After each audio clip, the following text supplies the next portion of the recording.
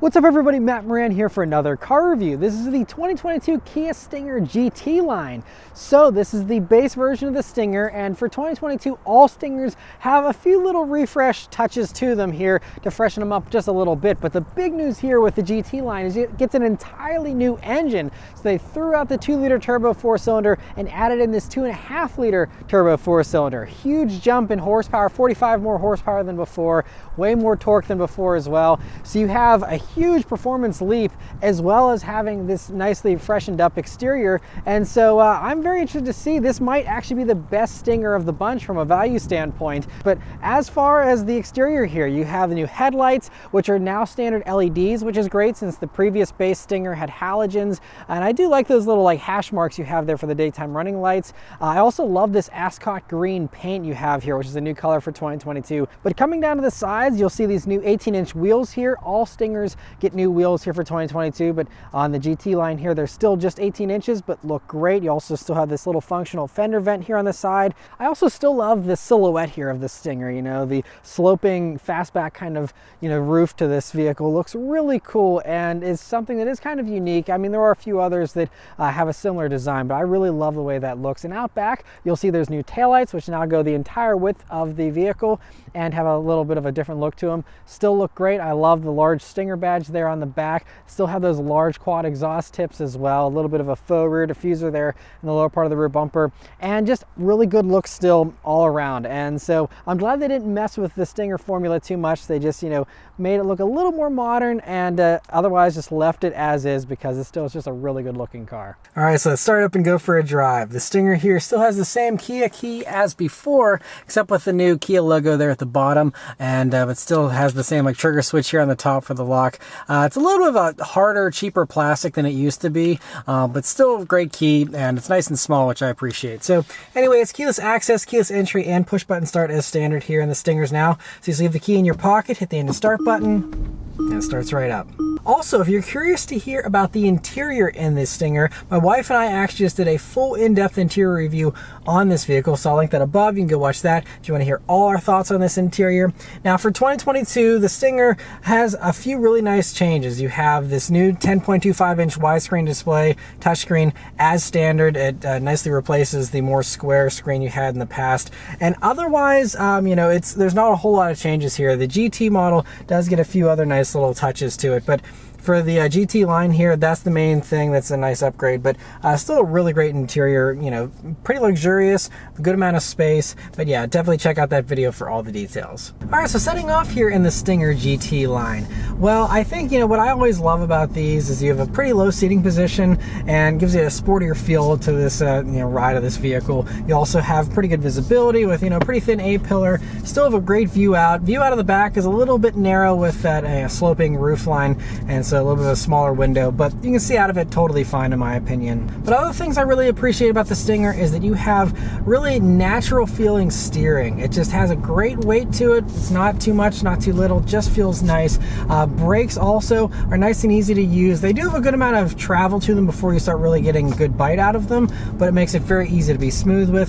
Throttle response is instant, really nice and sharp. As soon as you start leaning into the gas, you get an instant response, and you get more response here now with this bigger engine as well, so that's all good. You also have a pretty nice smooth ride here. So the GT line version doesn't get the adaptive dampers you get in the full-blown GT version, but I never had any complaints with it in the regular GT line from a few years ago, and so this still seems to ride just as nice. Pretty smooth, a little bit on the sportier side, but you could totally daily drive this. It'd be such a nice grand tour. That's how Kia designed the Stinger, was to be a long distance grand tour, and I think this would do that really well. I've done a lot of highway miles on the GT and the regular Stinger in my past reviews, but always a really nice driving experience here. But the big new changes here is for this GT line version, where you have this new engine, and we'll see how that new engine really changes the experience here in this base version of the Stinger. All right, so I'm going to put it up into the sport mode here. That gives you heavier steering and sharper throttle, and let's turn down onto this back road and see how it does.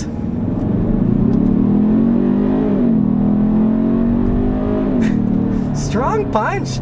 does a really good job. It's definitely a good leg up on the previous motor in this vehicle. So it now runs this new 2.5 liter turbocharged 4-cylinder that's used in a lot of the Genesis models as well as some other Kias and Hyundais.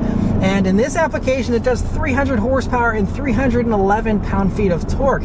So that actually is about 10 more horsepower than what you even get with like the Kia K5 GT, which also uses the same engine. But you'll notice that unlike the K5 GT, this really puts the power down so much better because you have that rear biased system here. And so this one I'm testing is actually rear wheel drive, by the way. You can get all Stingers with all wheel drive. It's a $2,200 option. This one does not have that option, so this one's running the rear wheel drive setup.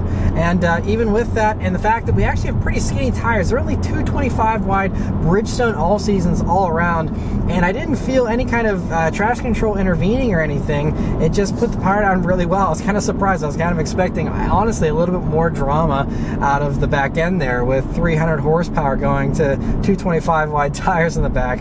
But it just goes to show you just how well they balanced the Stinger here. And, you know, so it just does a better job of putting power to the ground than all the front wheel drive stuff. 0 to 60, by the way, has dropped by almost an entire second. It goes from 6.1 seconds 0 to 60 to now 5.2 seconds 0 to 60. So, I mean, that's an enormous performance leap here, you know, just for a refresh. It's very impressive just how much quicker this is than the old 4-cylinder turbo. Oh, there was one to rotate on me a little bit when I gave it a little bit of gas going through an intersection there.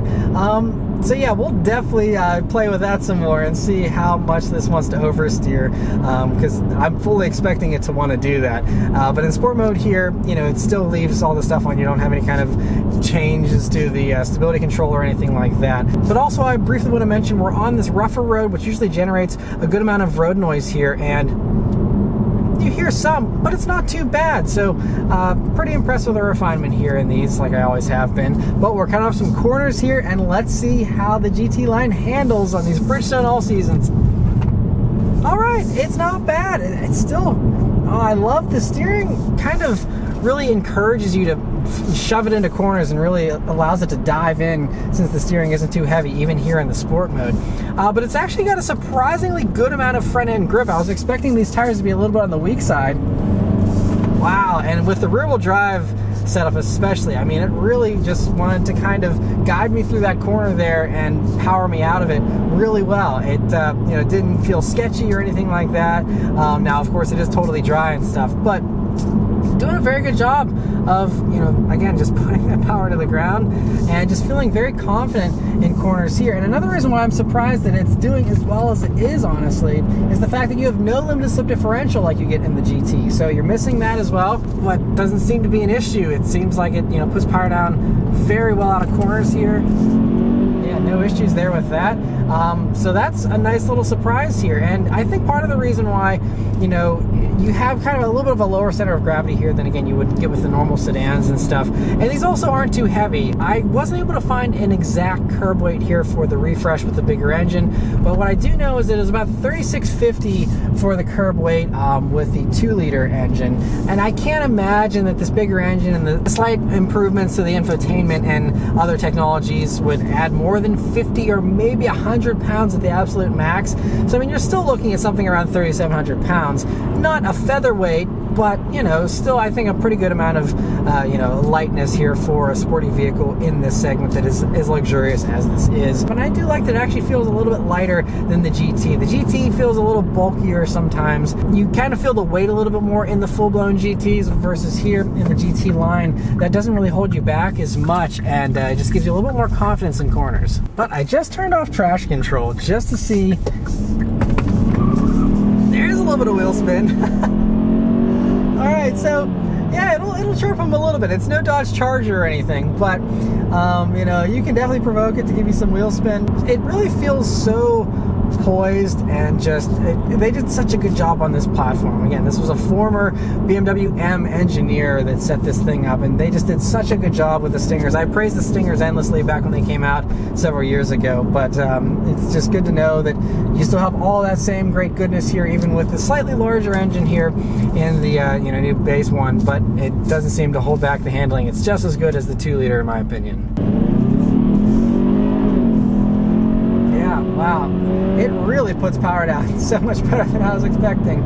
I'm a little disappointed though, honestly. I was hoping for a little bit more drama, to be perfectly honest, because the K5 GT is just a whole bundle of drama with that thing spinning the tires and stuff. And so I was expecting this to, you know, have a little bit of that craziness to it, but it doesn't. It honestly just feels like this like purpose-built, poised sports car in a lot of ways. I mean, yeah, you know, it's not going to be as sharp as, you know, a Toyota GR86 or anything like that, but, you know, it handles itself so well for what it is, and just for the size and the comfort and everything. Yeah, I'm so impressed with the way this thing drives. Okay, let's try out some manual shifts. So it's the same 8-speed automatic that they've been running, you know, ever since the beginning of the Stinger here. And pretty quick downshifts. Upshifts are decent. It's not ZF 8-speed quick or anything, but it's decent. It's enough fun that you can, you know, enjoy it whenever you're playing around with the paddle shifters here. But it's not going to be razor sharp responses or anything. But good enough, and I think, you know, should be fine for most people. Although I'll just say that if you're, you know, doing any kind of sporty driving, you're usually just better off leaving it in drive and letting it figure itself out, because it's pretty quick to react. But nice they give you the option here. And yeah, not a bad transmission. Even tighter corners here. Yeah, so I can feel where the tires are kind of getting close to their limits here. You know, I do miss the grip a little bit you got from the Michelin Pilot Sport 4s in the GT, but this definitely is a little more fun to provoke, because yeah, it'll slide around on you a little bit. They did a good job on the handling on this thing. I love it. So yeah, that's all very impressive, but let's hit the highway and see how it does as a cruiser. So now we're out on the highway here in the Stinger, and yeah, it's such a nice highway cruiser, great Grand Tour, mostly because it just has a really smooth ride without being floaty or sloppy, you know, especially out on a back road. It's still nice and sharp, but out here on the highway, it's nice and comfortable, pretty quiet and refined in here too. Now, you also do have a bunch of standard safety tech, you know, blind spot monitoring, all that kind of stuff is standard now, and you do also have the highway drive assist system here as standard too, and so that will do the advanced lane keeping assist. You still have to keep your hands on the wheel and everything. And this system hasn't been great in other Hyundais, Kias, and Genesis models that I've tested it in. And here, the road lines, I'm in a bunch of construction right now, so it isn't doing a very good job you know, figuring that out, because there aren't very good road lines. So I don't blame it for that. But one thing I do blame it for is that it will you know, go back and forth between when it's picking up the road lines and when it isn't. And whenever it quits picking up the road lines, I wish I got a notification, because unless you're staring down into the gauge cluster for the tiny little green steering wheel icon, otherwise you have no clue that it quits steering for you. So it's this system that you really do have to babysit it a lot, because if you don't, then it's going to, you know, throw you off. You'll be like, why is it not steering? And then you're like, oh wait, it quit steering, but you had no clue because you weren't staring down into your gauge cluster. And it goes back and forth a good bit. That, you know, I know it'd be really annoying to be hearing a ding constantly when it loses track of the lanes, but if you're actually trying to, you know, relax with this system, you always got to babysit it. And I just, you know, I wish that I could depend on it more. Unfortunately, it's just not there quite yet. But I will also continue to test this one the rest of this week and see, you know, if they've made any improvements here on the Stingers in particular for 2022 with this system. But if you're interested in the Stinger, you're probably someone who enjoys driving, so you don't mind not having the best automated safety tech, and so, you know, you just do the driving yourself on the highway, and you just have a nice smooth ride, and it's a really great cruiser. But thanks to Kia, I'm going to have this vehicle for an entire week, so I'm going to drive all over the place, continue to test it out, and then I'll come back and give you guys my final real-world fuel economy, as well as my thoughts on the pricing, its competition, and anything else that I noticed during my week of driving. Alright, so I've been driving this Stinger here for a week, and it's been a really great time. I've put 222 miles on it here. Most of that was on the highway, but really my only complaint that I really have with the Stinger from the week of driving is that the headlights at night aren't the best. There's actually little like dim spots in the middle of the beam, so it kind of just gives you this inconsistent light on the road. It's not the biggest deal. It still is better than the old halogen bulbs, but you know, just it's not great. I mean, you would think there'd be an even distribution of light across the beam, but that's my only little complaint, and just kind of an odd thing. I don't know why they didn't, you know, bother to make the headlights consistent. But other than that, you know, it's been really great. This transmission is kind of interesting though. Every once in a while, it almost acts like a dual clutch with the way that it is just kind of shifting and feeling. There isn't any kind of catch point or anything, but it was just kind of odd. I actually had to double check to like make sure that they didn't put the dual clutch in here like they have in the Sorento and some of the other vehicles that use this 2.5 liter turbo motor. But sure enough, they still just say normal 8-speed automatic. So kind of an interesting little touch there. I guess it must just be the way this new 2.5 liter turbo motor feels, but it all felt really good. It's plenty of punch, especially some of the colder days here when it was in the low 40s and even the upper 30s. This motor is strong. I mean, once you're in that boost weather, this thing really feels extra punchy and feels great. And you know, while I did a lot of highway driving, I did continue to test out the highway drive assist system, and I'm still kind of a little indifferent about it. I mean, sometimes it does work pretty well, other times it doesn't, but overall it still just, you know, doesn't impress me as much as some of the other systems from other manufacturers do. But a couple things that were pretty good here. So the last two things I mentioned are fuel economy and the price, which are two strong points here of the Stingers, especially here for 2022 with this new engine. So first off, fuel economy. These are rated at 22 in the city, 32 on the highway, and 25 combined, which is actually the same fuel economy you got with the old 2-liter 4-cylinder. So there's no loss in fuel economy with all of this extra power, which alone deserves a round of applause. Just the fact that you have 50 more horsepower and it doesn't burn any more gas. Very impressive from an engineering standpoint, and shows just how modern and potent this new engine is and just how efficient it is too. And so with my driving primarily on the highway, I'd say that I did about 160 of those 220 miles on the highway. My average here has been 27.1 mpg, and there was a little bit of idling there as well that I've been doing recently to film the interior review and stuff. So it was actually closer like 27.5, and considering, you know, I was conservatively expecting like maybe, you know, 27 or 25, you know, somewhere around there, since combined was 25. That was kind of my low end of what I was expecting. So to be getting 27, I'm really happy with here. I didn't expect something in the 30s since I wasn't a straight highway drive, but I did notice it gives me a little like glimpse at the trip computer there, and with that it did say at one point that I was doing about 31 mpg on a straight highway drive, so pretty close to those estimates. And I mean, just to be getting a 300 horsepower, this is rear-wheel drive, so that certainly helps. With 300 horsepower, getting 30 mpg on the highway sounds good to me. So that's great. Pricing is also fantastic here in these. So these are right under $40,000. This one's like 39 and change, and they say that these start around 36,000 before destination. But it seems like on the configurator that Kia requires you to put the sun and sound package on, which is like an extra couple $1,000. And so basically it seems like no matter what, if you want a base Stinger like this, you're going to be paying about $40,000 or just under that. So still, even at that price point, yes, it's a little more expensive than the Stinger 2.0 used to be, but still a really solid value in my opinion, because, you know, especially now that you have 300 horsepower here with this, I mean, you know, really your only competitors when you look at stuff, I mean, there's really not a whole lot that even has a hatch that's rear-wheel drive based. You have like the BMW 4 Series Grand Coupe, but that doesn't have the hatch. You have the hatch in like the Audi A5, but that, you know, then is a front-wheel drive based thing. Same thing with Volkswagen Arteon, front-wheel drive based as well.